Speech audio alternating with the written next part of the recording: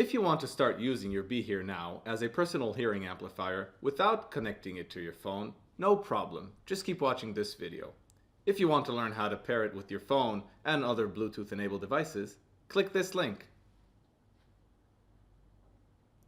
BeHear Now operates straight out of the box as a personal hearing amplifier with no Bluetooth connection needed.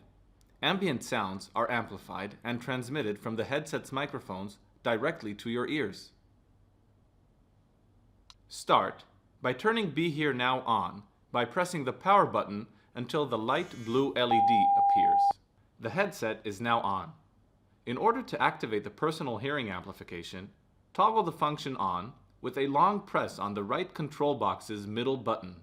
The ambient personalized hearing function can be toggled on or off with a long press. Hearing mode on. The top and bottom buttons of the right control box control the volume for the personal hearing mode. You can either use short presses to increase or decrease the volume one step at a time, or press and hold the button to increase or decrease the volume rapidly. For each increase in volume, you will hear a high tone. When you reach the maximum, you will hear an even higher tone. For each decrease in volume, you will hear a low tone. When you reach the minimum, you will hear an even lower tone.